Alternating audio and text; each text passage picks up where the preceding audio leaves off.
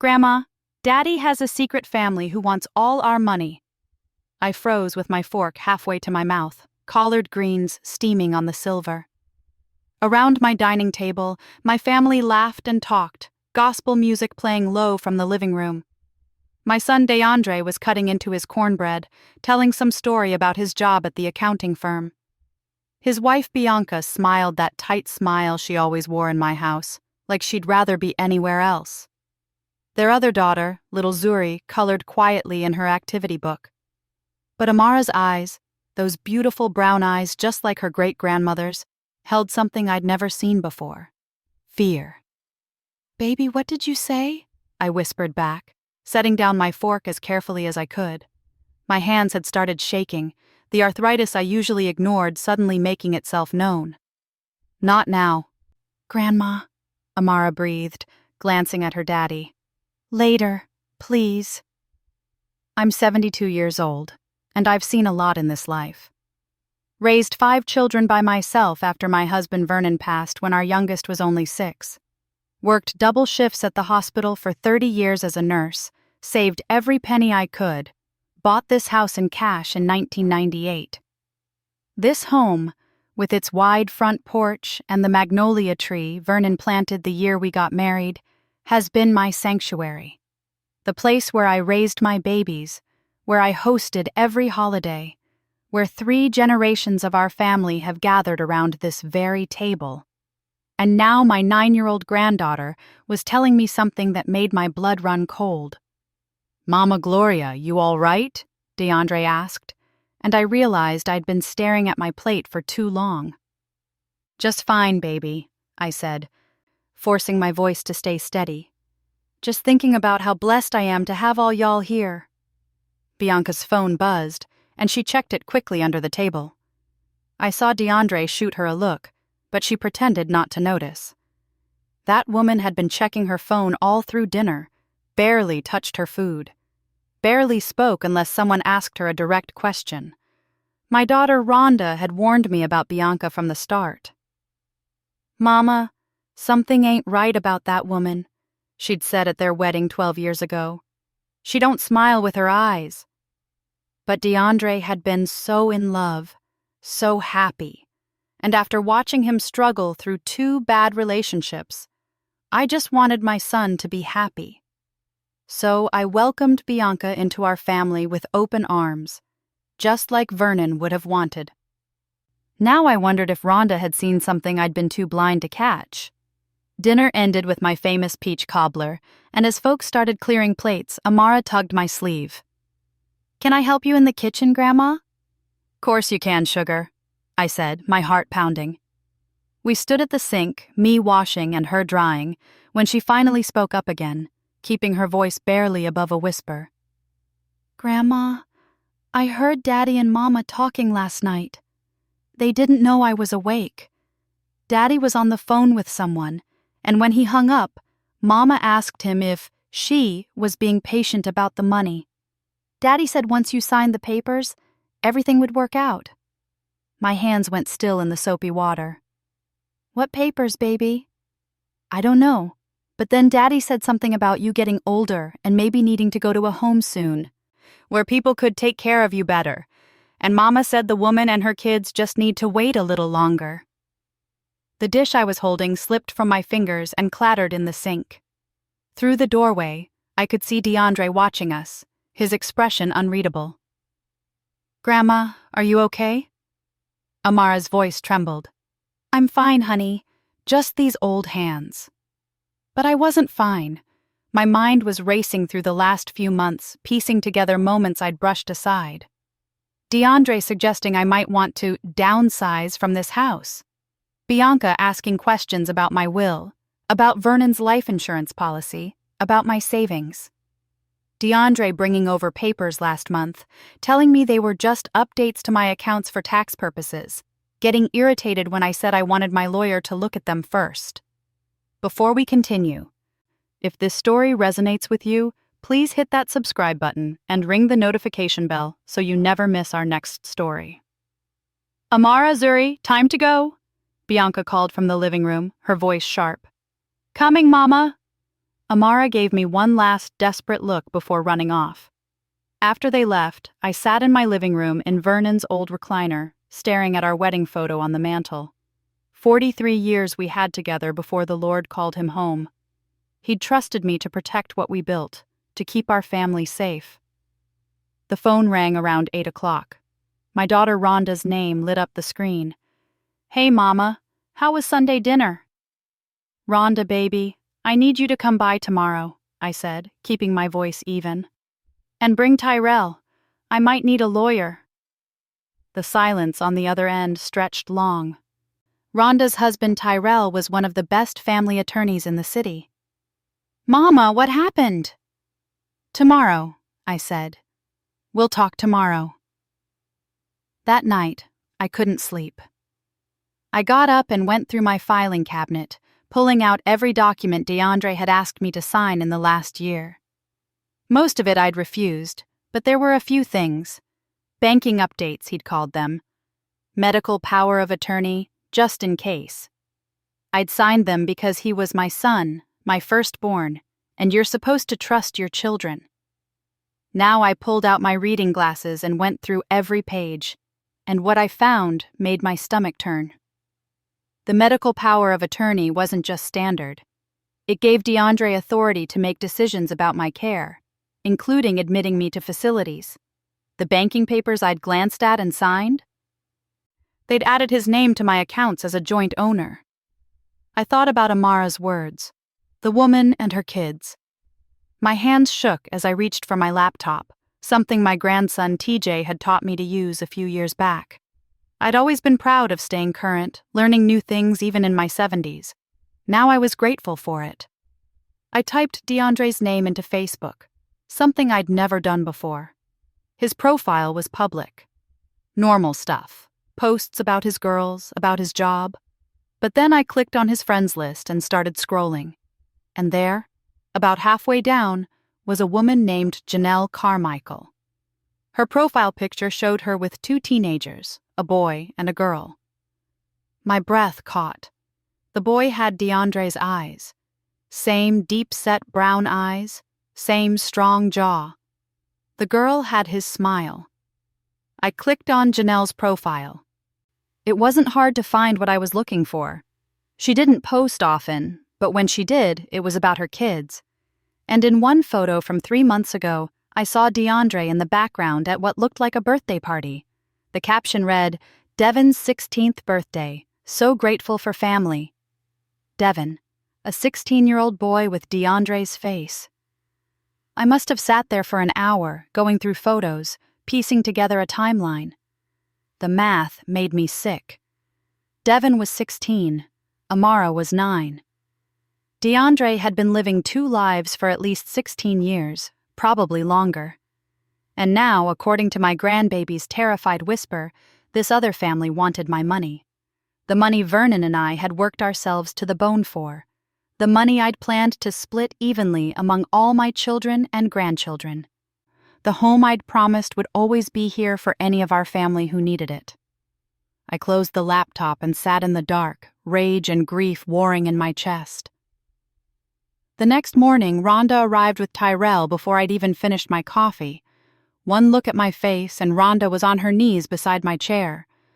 "Mama, what is it?" I told them everything. About Amara's warning, about the documents, about what I'd found online. By the time I finished, Rhonda was crying, and Tyrell's jaw was tight. "Let me see those papers," Tyrell said quietly. He spent 20 minutes going through them, his expression growing darker. Finally, he looked up at me. "Gloria, I'm going to be straight with you. These documents, if DeAndre wanted to, he could access your accounts right now. And this medical power of attorney, combined with a doctor saying you need care, he could have you committed to a nursing facility by the end of the week?" The room tilted. "But I'm healthy. I drive, I cook, It doesn't matter if you have a doctor willing to sign off on paperwork saying you're incompetent or a danger to yourself," Tyrell said gently. "And with the financial access he has now, he could empty your accounts before you even knew what was happening." "Jesus," Rhonda breathed, gripping my hand. Mama, he wouldn't. He's your son. But even as she said it, I could see she wasn't sure. None of us were. What do I do? I asked, hearing how small my voice sounded. First, we get you protected, Tyrell said. Today. I'm going to make some calls, get emergency revocations filed. We'll freeze your accounts, remove his access. Then we need to figure out what he's planning and when. My phone rang. DeAndre's name flashed on the screen. Don't answer it, Rhonda said. But something in me needed to know. Needed to hear my son's voice and understand how I'd missed this. I answered on speaker. Hey, Ma. Listen, I've been thinking. His voice was smooth, practiced. I found this really nice assisted living place over in Brookhaven. Beautiful facilities, great care. I was thinking maybe we could tour it this week, just to see what's out there, for the future.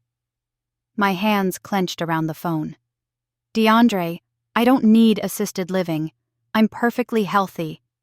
I know, Ma, but you're getting older, and after you dropped that dish yesterday. I dropped one dish. I'm just worried about you, that's all. Being in this big house all alone, it's a lot. And there was that great offer on the house last month. I'm not selling my house, DeAndre. A pause. Then his voice changed, got an edge I'd never heard before. Ma, we need to talk about this seriously. You can't keep being stubborn. This is about your safety. Rhonda made a move to grab the phone, but Tyrell put a hand on her arm, shaking his head. He mouthed, Let him talk. How's Janelle? I asked quietly. The silence that followed was so complete, I could hear my own heartbeat. What? DeAndre finally said. Janelle Carmichael. And Devin. And your daughter. I'm sorry, I didn't catch her name. Ma, I don't know what... Stop lying to me. My voice cracked. I know everything, DeAndre. I know about your other family. I know what you're planning. Another pause. Then, I'm coming over. Don't do anything stupid. The line went dead. Rhonda and Tyrell both started talking at once, but I held up my hand. My mind had suddenly gone crystal clear, the way it used to during emergencies at the hospital when everything was chaos, but I knew exactly what needed to be done. How long do we have? I asked Tyrell. Until he gets here? Maybe 20 minutes if he's at work. Then let's move fast. Tyrell pulled out his phone and started making calls. Rhonda held my hand as we listened to him talk to judges, to his office, arranging emergency orders. Within 15 minutes, he had freeze orders going out to my bank, emergency revocations being filed. But I knew that wouldn't be enough. DeAndre was coming, and when he got here, the son I'd raised was going to show me exactly who he'd become. The knock on the door came hard and fast. Through the window, I could see DeAndre's car in my driveway, parked crooked like he'd been in a hurry. Rhonda moved to stand between me and the door.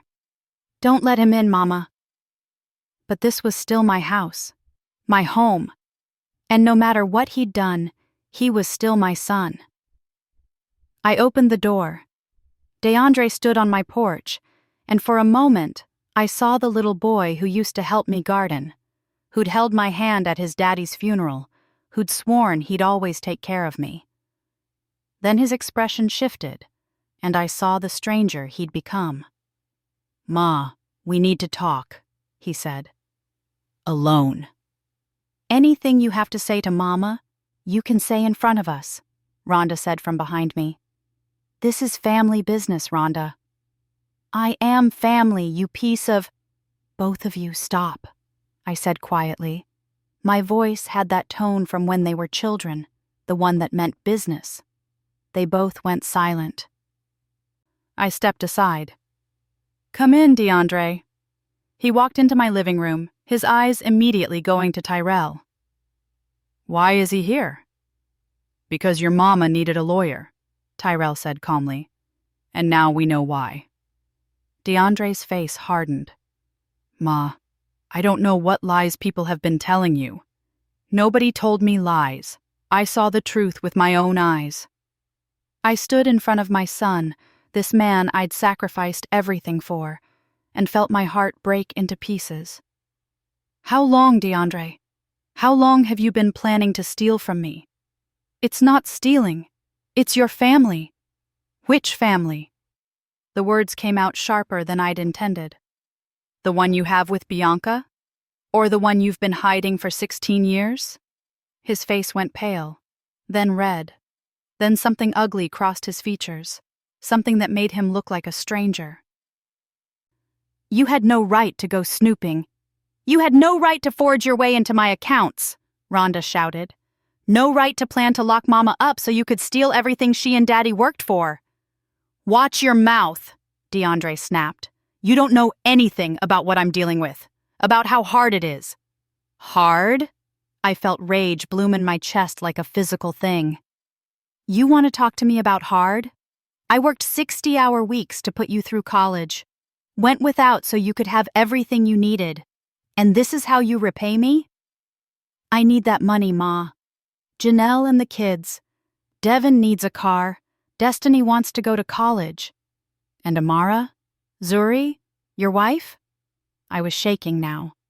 What about them? He had the grace to look ashamed for about 2 seconds. Then, I was going to take care of everyone.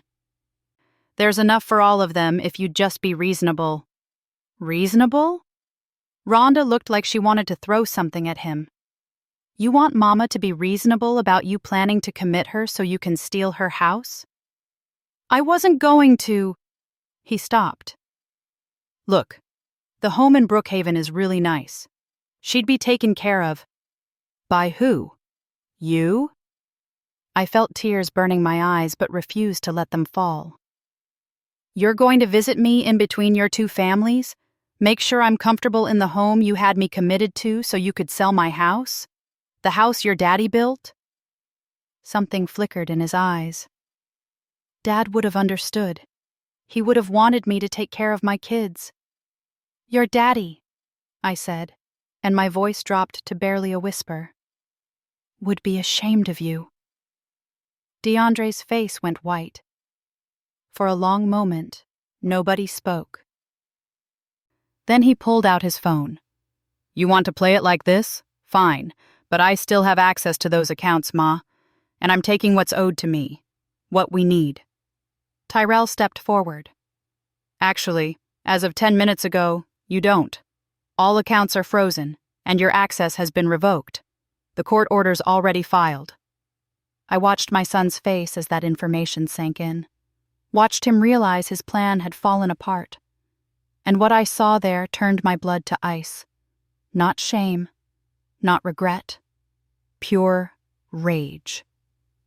You stupid old woman, he said so quietly I almost didn't hear him. You're going to regret this. He turned and walked out, slamming the door so hard my wedding photo rattled on the mantel. I stood there, legs shaking, until Rhonda caught me and helped me into Vernon's chair. It's okay, Mama, she was saying. It's going to be okay. But we both knew that wasn't true. Because 3 hours later, my phone rang again. This time it was a lawyer I'd never heard of, calling to inform me that I was being served with papers. DeAndre was suing me for guardianship, claiming I was mentally incompetent and a danger to myself, and he'd gotten a doctor to sign off on it. His move to take everything had already begun. The papers came by courier the next morning. I sat at my kitchen table reading words that didn't make sense. Petitioner requests emergency guardianship due to respondent's declining mental state, inability to manage finances, and risk of self-harm. Risk of self-harm. My own son was claiming I was suicidal. This is insane, Rhonda said, pacing my kitchen floor. He can't just lie like this. But Tyrell's expression told a different story. He can, and he did. He's got Dr. Franklin's signature here. Dr. Franklin? I looked up, confused. I haven't seen Dr. Franklin in 6 months, and that was just for my annual checkup. He said I was healthy as a horse. Did DeAndre go with you to that appointment? Tyrell asked carefully. I thought back. He drove me, said he wanted to make sure I got there safe. He went in with me, asked the doctor about my medications, about whether I should be living alone at my age. The memory took on a sinister new meaning. DeAndre had been setting this up for months, maybe longer, building a narrative, planting seeds with my own doctor. "We fight this," Tyrell said firmly. "Get you evaluated by an independent psychiatrist. Gather evidence of your competence, and we need to find out how deep this goes." "What do you mean?" "I mean, if Dr. Franklin is willing to sign false papers, who else has DeAndre gotten to? We need to know what we're up against." My phone buzzed. A text from Bianca. "We need to talk. It's about the girls." My heart dropped. "Oh God, Amara and Zuri." Rhonda looked over my shoulder. "It's a trap, Mama." "Maybe. But if it's about those babies?" I couldn't finish the sentence. Amara had risked everything to warn me. I wouldn't abandon her now. I texted back, when and where. The response came immediately. "Coffee shop on Peachtree, 1 hour, come alone." "Absolutely not," Rhonda said. "You're not going anywhere alone." She said, "I don't care what she said. That woman is married to a man trying to steal everything from you. You think she's suddenly grown a conscience?" But something in my gut told me this was different. "I have to try." "For the girls." Tyrell nodded slowly. "I'll drive you. Park nearby. You wear your phone on speaker in your pocket. Anything goes wrong, I'm there in 30 seconds. An hour later, I walked into Mama Lucille's coffee shop, a Black-owned spot that had been in the neighborhood for 20 years. Bianca sat in the back corner, and I almost didn't recognize her. Her hair wasn't done, her eyes were red, and she looked like she'd aged 5 years overnight. "Gloria?" she said when I sat down. Her voice was hoarse. "Thank you for coming." "Where are my grandbabies?" "With my mama. They're safe." She wrapped her hands around a coffee cup. "I didn't know it would go this far. You have to believe me." "I don't have to believe anything.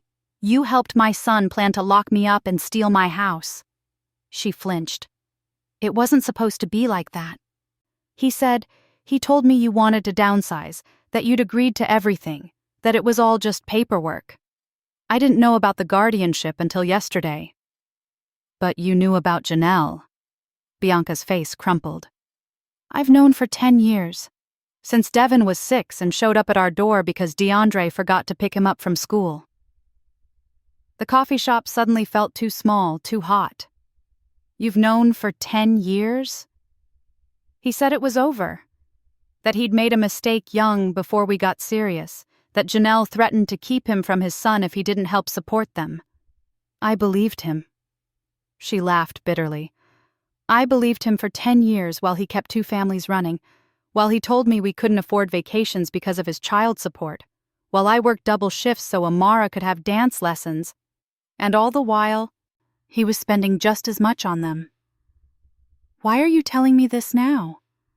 She looked up, tears streaming down her face. "Because yesterday, after you threw him out, he came home raging, said you'd ruined everything, that we'd have to move faster. Then Janelle called, screaming about money, about promises he'd made. And I heard him tell her that once the house was sold and you were taken care of, there'd be enough for everyone. That's when I knew." "Knew what?" "That he was going to have you committed. That he was going to sell your house, take everything, and split it with her. And when I tried to confront him, when I said I couldn't be part of this, he—" She stopped, touching her arm. I saw the bruise there, purple and fresh. "He hurt you. He said if I didn't back him up in court, if I didn't corroborate his story about your mental state, he'd make sure I never saw my girls again. He's got lawyer friends, he said.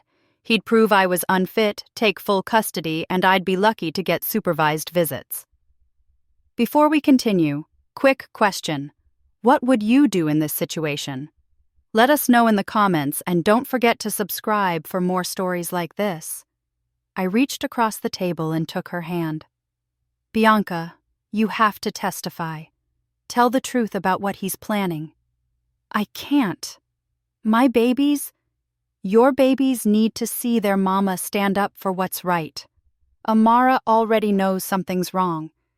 You think she won't remember that you stayed silent while her daddy tried to hurt her grandma? Bianca sobbed quietly. Around us, other folks in the coffee shop were trying not to stare, but I could feel their attention. Small communities like ours, word traveled fast. There's more, Bianca whispered. Janelle and her kids. They've been living in a condo DeAndre bought 2 years ago, in your name.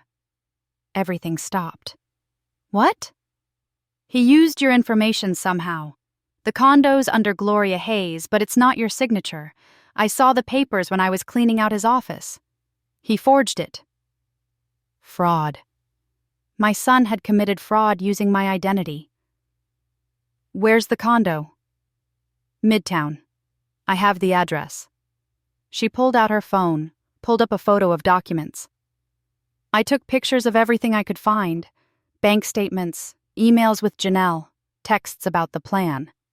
I was going to keep quiet, but Gloria, I can't. I can't let him do this to you. And I can't let my daughters grow up thinking this is okay. I looked at this woman I'd never particularly liked, who'd never quite fit into our family, and saw her clearly for the first time. She was terrified, bruised, and backed into a corner, but she was trying to do right. Send those pictures to my son-in-law, Tyrell Braxton. He's a lawyer. I gave her the number. And then you and those girls need to go somewhere safe. You got family? My sister in Augusta. Go today. Right now. Take the girls and go. She nodded, fingers shaking as she forwarded the files. Gloria, I'm sorry. For all of it. I should have stopped this years ago. You're stopping it now. That's what matters. I left the coffee shop and got into Tyrell's car. The look on his face told me he'd heard everything through the speaker. He bought property in your name, Tyrell said quietly. That's identity theft, fraud, and forgery. Gloria, this isn't just civil court anymore. This is criminal. What do? We take this to the police, and we take those documents to the judge handling the guardianship case. This changes everything. The next 3 days were a blur. Police reports filed. Independent psychiatric evaluation scheduled. The doctor, an older black woman named Dr. Yvonne Parks, spent 2 hours with me and declared me sharper than people half my age. Tyrell worked around the clock, building our case, and the community rallied. Pastor Williams from Sweet Hope Baptist called, offering support. Sister Gloria, your family has been a pillar of this church for 40 years. Whatever you need, we're here. My neighbor, Mrs. Chen, brought over meals. You took care of my husband when he was sick. Let me take care of you now. Cards came from women I'd worked with at the hospital, some retired like me, some still on the wards. Thinking of you, they all said. Stay strong. But it was Amara's call that broke me. She called from her aunt's house in Augusta, crying. Grandma, I'm sorry, this is my fault. If I hadn't told you... Baby, no. You saved me, you hear me? You saved your grandma. Daddy said you're sick, that you need help. Your daddy is lying, sweet girl. I'm fine. And I'm going to be fine because you were brave enough to tell the truth. I miss you. I miss you too, baby. But you stay with your mama and keep her safe, okay? Can you do that for me? Yes, ma'am. After she hung up, I sat in Vernon's chair and finally let myself cry. Not for me, but for my son. For the man he could have been, should have been. For the father his daughters deserved and didn't have. The guardianship hearing was set for Friday morning. Wednesday night, I got a call from an unknown number. Mrs. Hayes, this is Janelle Carmichael. I think we need to talk. My first instinct was to hang up. This woman, DeAndre's other woman, had been part of the plan to destroy me, but curiosity won out. Talk then. I didn't know. Her voice was tight, defensive. About the guardianship, about any of it. DeAndre told me you wanted to help us, that you were setting up a trust for all the grandkids, including mine. He said you knew about us and accepted it. I laughed, sharp and bitter. Did he now? It wasn't until Bianca called me yesterday that I understood what was really happening, that he was using all of us. And now you want what? Forgiveness? No, I want to testify. I have emails, texts, recordings even. DeAndre promised me your house would sell for at least $400,000. Said once you were in the home, he'd split it. Half to me and the kids, half to him and Bianca. He said it was owed to us, that you'd lived your life and it was our turn. The coldness of it took my breath away. They'd calculated the value of my life, my home, my history, and divided it up like I was already dead. Why would you help me? Because my son heard me on the phone with DeAndre last week, heard me laughing about how much money we'd get, and Devin looked at me like I was a stranger, like I was a monster. He said, "Mom, that's wrong. That's somebody's grandma." He's 16 years old and has more conscience than I do. Her voice broke. I don't want my kids to grow up like this. Learning that it's okay to hurt people for money. Send everything to my lawyer, Tyrell Braxton. I gave her the number for the second time that week. And Janelle, don't ever contact my family again. Yes, ma'am. Friday morning came cold and gray. I put on the navy suit Vernon always said made me look distinguished, pinned on my mother's pearl brooch, and let Rhonda drive me to the courthouse. The courtroom was smaller than I expected. DeAndre sat with his lawyer, a slick-looking man in an expensive suit. When my son saw me, something flickered in his eyes. Not guilt, not love, just cold calculation, like he was measuring an opponent. Judge Patricia Monroe, a black woman about my age with kind eyes and a no-nonsense expression, looked over her glasses at both sides. This is a hearing for emergency guardianship. Mr. Hayes, you're claiming your mother is incompetent to manage her own affairs? Yes, Your Honor, DeAndre's lawyer said smoothly. We have Dr. Franklin's evaluation stating, I've read Dr. Franklin's evaluation. Judge Monroe cut him off. I've also read Dr. Parks's evaluation, which was conducted this week and comes to the opposite conclusion. I've reviewed the financial documents showing Mrs. Hayes' accounts were being systematically drained. And I've reviewed some very interesting evidence submitted by the respondent's counsel regarding property fraud and identity theft. DeAndre's lawyer went pale. Your Honor, if I could... You'll have your chance. Mrs. Hayes, would you like to address the court? Tyrell had prepared me, but my mind went blank. Then I saw Rhonda in the gallery, nodding encouragement. I thought of Vernon, of 43 years of love and partnership, of the 5 children I'd raised to be good people, and how 4 of them had turned out exactly as I'd hoped. I stood up. Your Honor, I'm 72 years old. I raised 5 children, worked as a nurse for 30 years, bought my home in cash, and managed my finances without help for 27 years since my husband passed. I am healthy in body and mind. My son isn't trying to protect me. He's trying to steal from me. And he's using the system meant to protect vulnerable elders to do it. Judge Monroe nodded slowly. Thank you, Mrs. Hayes. Now, Mr. Hayes, I'm going to ask you directly. Did you forge your mother's signature on property documents? DeAndre stood up, and for a moment, I thought he might actually tell the truth. Then, no, Your Honor. I would never, because I have documents here that suggest otherwise. Documents provided by your wife and by Ms. Janelle Carmichael. I also have testimony from both women about your plans regarding your mother's assets and care. DeAndre's face went from pale to red. They're lying. They're both...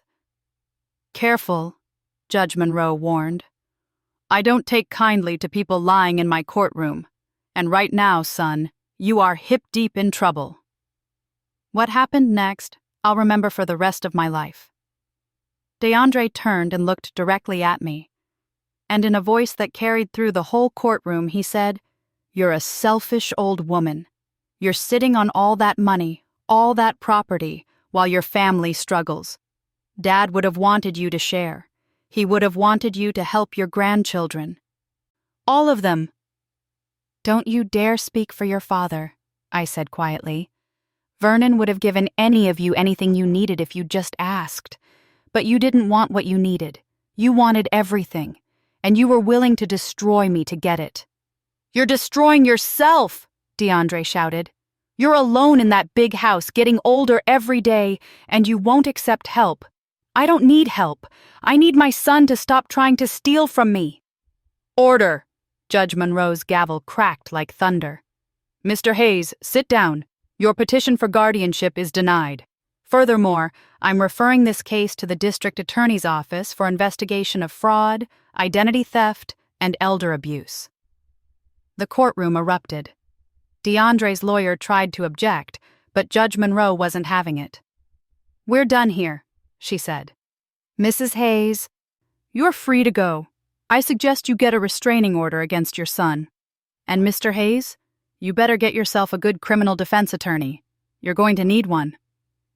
I walked out of that courtroom with my head high, Rhonda's arm through mine, Tyrell grinning behind us. On the courthouse steps, I took a breath of cold November air and felt, for the first time in weeks, like I could breathe. That's when I saw them. DeAndre and Bianca, arguing in the parking lot. Even from a distance, I could see his rage, her fear. He grabbed her arm, and she tried to pull away. "Hey!" Tyrell shouted, already moving. But before he could reach them, Bianca shoved DeAndre hard enough that he stumbled back. "I'm done!" she screamed loud enough for everyone to hear. "I'm done protecting you. I'm done lying. You want those girls? You try to take them. And I'll make sure every judge in Georgia knows what you really are." DeAndre raised his hand. And that's when three things happened at once.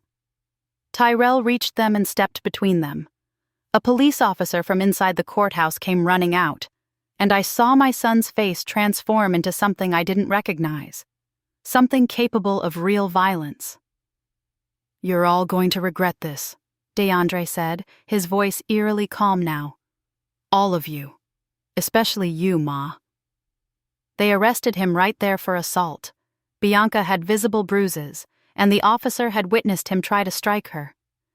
As they led him away in handcuffs, he looked back at me one last time. The love I'd always seen in his eyes was gone. There was nothing there but hatred. Rhonda drove me home as the sun set. We didn't talk much. What was there to say? I'd won the battle, but I'd lost my son. That night, alone in my house, I sat in Vernon's chair and let myself grieve for the little boy who'd held my hand at his father's funeral, the young man who'd promised to always take care of me. The stranger in handcuffs was not my son. My son had died somewhere along the way, replaced by someone I didn't know. I must have dozed off because the sound of breaking glass woke me around midnight. I sat up, heart pounding, and smelled smoke. Someone had thrown something through my living room window, and my house was on fire. The smoke alarm screamed, cutting through my shock. I stumbled toward the kitchen, away from the flames licking up my curtains, and grabbed the phone. My fingers shook so bad I could barely dial 911. "My house is on fire," I gasped. "Someone threw something through my window." "Ma'am? Are you inside? Can you get out safely?" I looked toward my front door. The fire was spreading fast, eating through the curtains Vernon had helped me hang 20 years ago, reaching for the bookshelf where all our photo albums sat. Everything, my whole life, was in this house. "Ma'am, you need to exit now."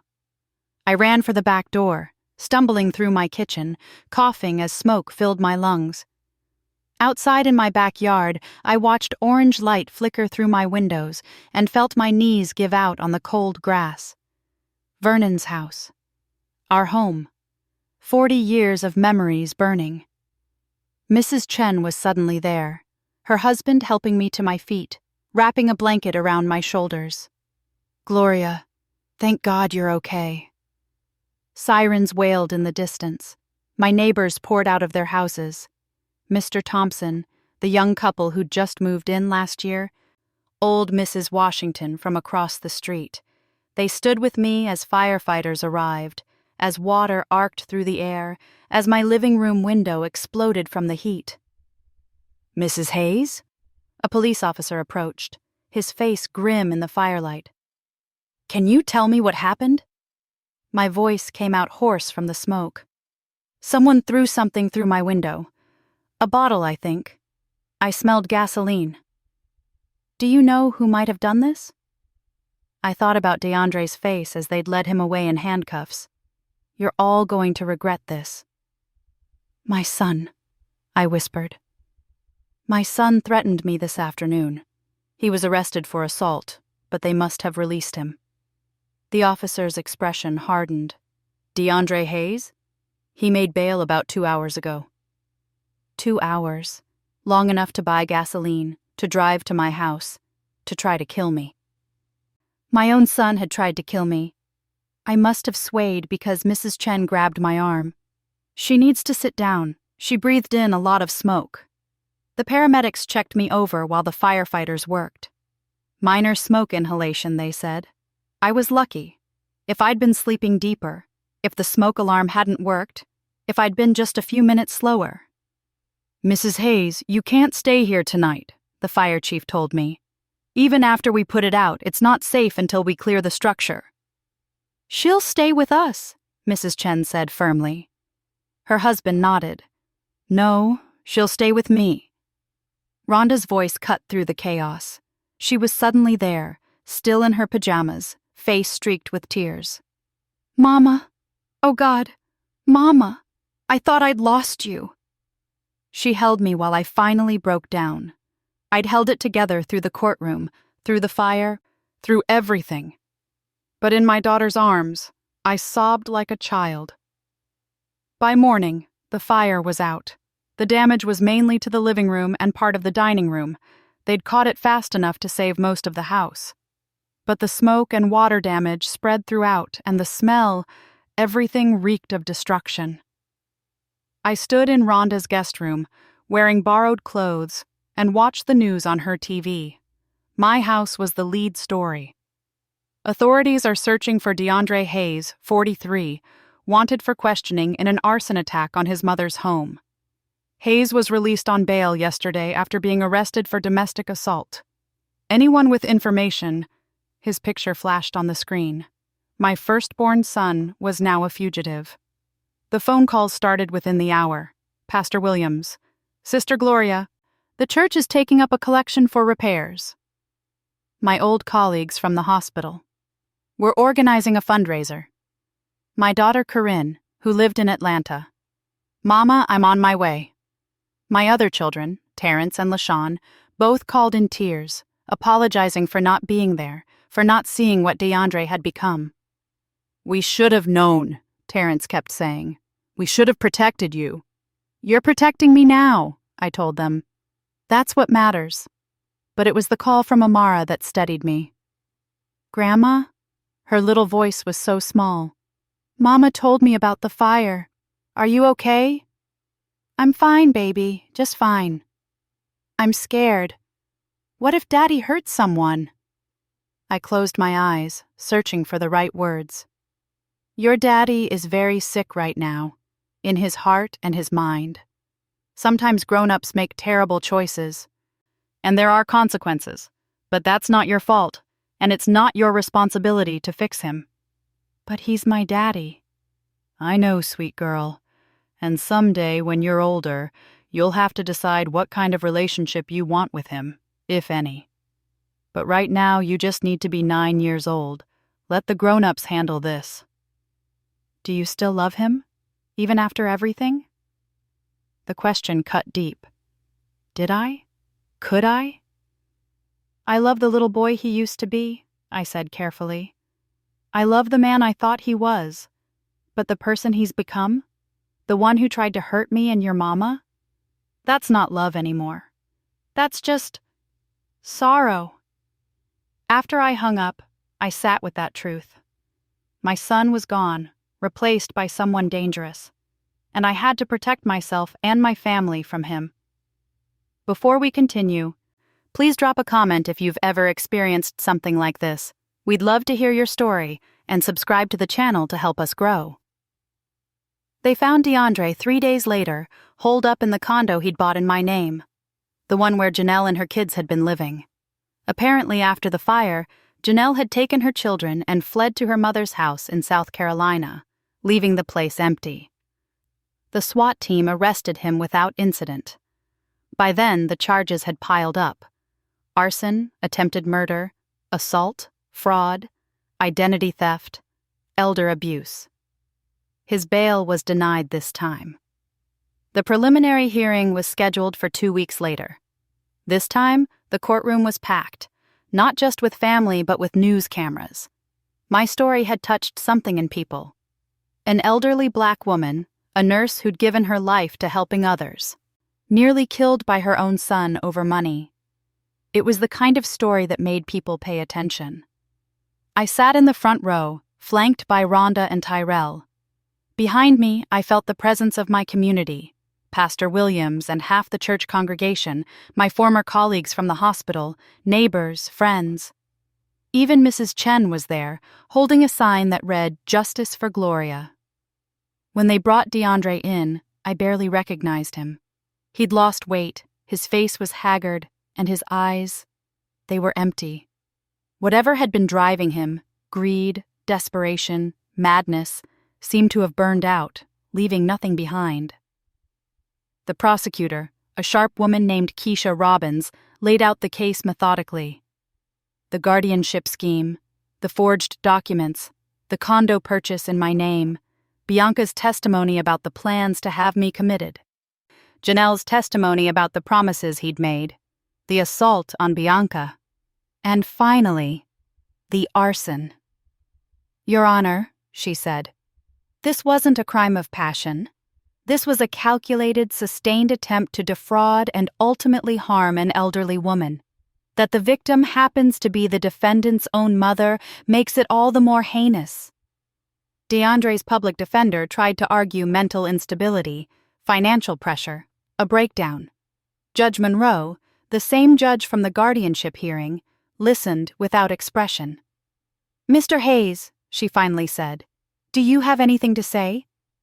For a long moment, I thought he wouldn't speak. Then he stood up, and his eyes found mine. "I'm sorry." 2 words. After everything. Just 2 words. "I'm sorry," he said again, and his voice cracked. "Mama, I'm so sorry. I don't know what happened to me." It started small, just trying to provide for Devin, trying to keep both families happy. And then it got bigger, and I was in so deep, and Janelle kept demanding more, and Bianca was asking questions, and you always had so much, and I thought you wouldn't miss it, that you'd understand. Understand? The word burst out of me before I could stop it. Understand you trying to lock me up? Trying to steal my home? Trying to burn me alive? "I wasn't trying to kill you," he said desperately. "I just wanted to scare you into dropping the charges, into working something out. I wasn't thinking." Judge Monroe's voice cut through like ice. "That's the problem, Mr. Hayes. You weren't thinking about anyone but yourself. Not your mother, not your wives, not your children. Just you and what you thought you deserved." She set bail at $1 million, effectively keeping him in jail, and scheduled the trial for 3 months out. As they led him away, DeAndre looked back one more time. "Mama, please, don't let them take everything. The girls need their father to take responsibility," I said clearly. "That's what they need." Outside the courthouse, reporters swarmed. I'd never been on TV before, never wanted to be. But Tyrell had told me this was important, that my story could help other elders facing the same thing.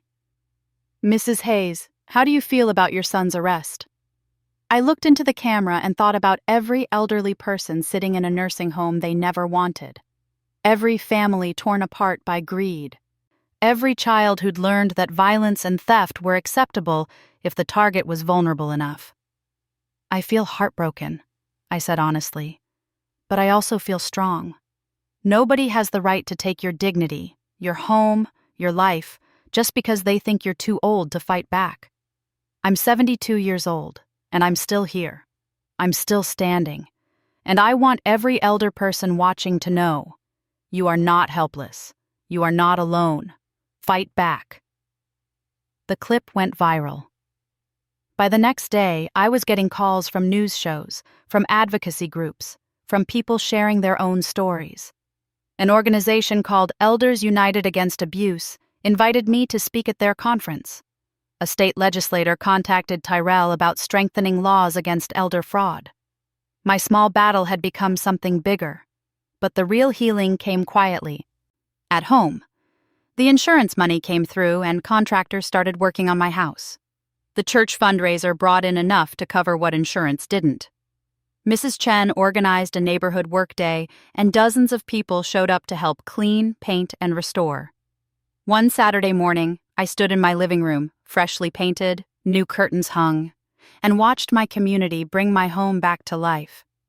Terrence and LaShawn had flown in to help. Corinne brought her kids to do yard work. Rhonda directed traffic like a general. Pastor Williams and the church ladies brought enough food to feed an army. "Grandma?"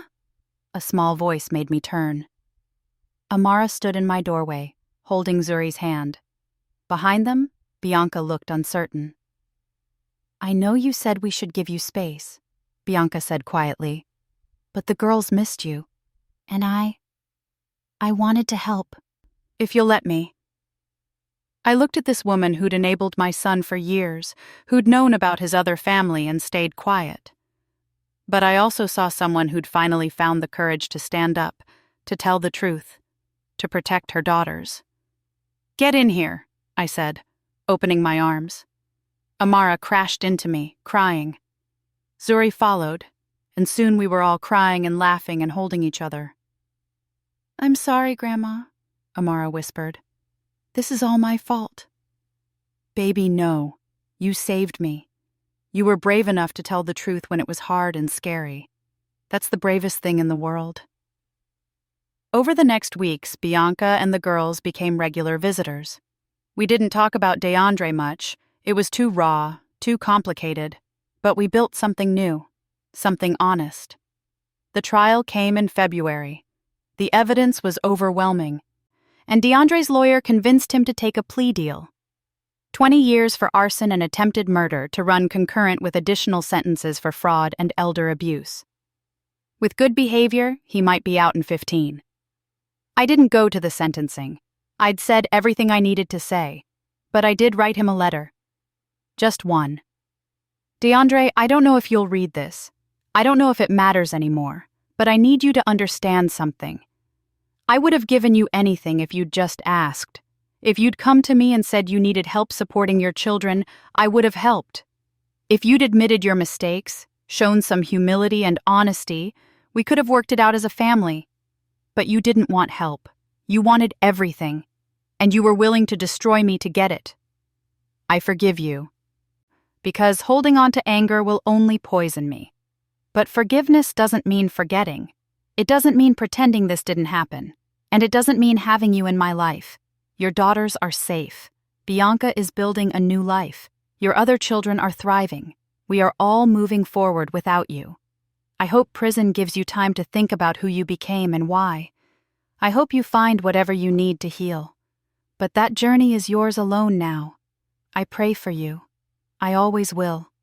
But I'm done being your victim. Your mother, Gloria Spring, came, and with it, new beginnings. My house was fully restored, better than before in some ways. I'd turned one of the spare bedrooms into an office where I volunteered with Elders United, helping other seniors navigate financial abuse cases. Amara's 10th birthday party was at my house, the first big gathering since the fire. The backyard filled with children's laughter, with family and friends, with life. As I watched Amara blow out her candles, Rhonda came to stand beside me. "You did good, Mama," she said softly. "Daddy would be proud." I thought about Vernon, about the life we'd built together, about the values we'd tried to instill in our children. 4 out of 5 wasn't bad. And maybe someday DeAndre would find his way back to those values. But that was his journey, not mine. I'm proud of me too, I said, surprising myself. Because I was. I'd survived betrayal by my own child. I'd fought back when others might have given up. I'd protected my grandbabies, my home, my dignity. I'd turned my pain into purpose, helping others facing the same battles. At 72 years old, I'd discovered I was stronger than I ever knew. That night, after everyone left, I sat in Vernon's chair, the one thing that had survived the fire untouched, and looked around my living room. New paint, new curtains, but the same bones. The same foundation Vernon and I had built together. My phone buzzed. A text from Amara. "Thank you for the best birthday ever, Grandma. I love you." I smiled and typed back, "I love you too, baby. Sweet dreams." Outside, the magnolia tree Vernon planted swayed in the spring breeze, its white blooms glowing in the porch light. Still standing, still beautiful, still home, just like me. That's all for today's story. If this touched your heart, please subscribe and share your own experiences below. We're all in this together. Retry. Create a vivid, cinematic image prompt in English for the story's opening hook scene that captures the moment. Paint the most gripping, shocking instant that launches the narrative, the exact second that changes everything. Character details. Physical appearance, age, and distinguishing features. Raw emotional state and internal conflict. Body language that reveals their psychological state. Environment and atmosphere. Precise location with rich sensory details. Lighting, weather, time of day, environmental elements that amplify the tension. Visual storytelling elements. Facial expressions that convey unspoken emotions. Dynamic positioning and movement. Symbolic or foreshadowing visual elements. Color palette and mood. Technical requirements. Written entirely in English for AI image generation compatibility, cinematically composed with clear focal points, specific enough to generate consistent results. Dramatic tension visible in every detail. The prompt should read like a frozen frame from a thriller's opening sequence, one that makes viewers desperate to know what happens next. Show more. Identified key narrative moment and mapped cinematic visual elements. So the user wants me to create a vivid cinematic image prompt for the opening hook scene of the story. Let me identify the key moment. The opening hook is, "My grandbaby Amara pressed her little mouth against my ear during Sunday dinner, her breath warm and urgent. Grandma, Daddy has a secret family who wants all our money." This is the shocking whisper moment at the Sunday dinner table. I need to capture the grandmother, Gloria, 72 years old, Black American woman. The granddaughter, Amara, 9 years old. The intimate whisper moment. The shock and fear. The Sunday dinner setting with other family members in background. The tension of the secret being revealed. Let me craft this in vivid cinematic detail entirely in English for AI image generation. Cinematic image. Prompt, the whispered secret.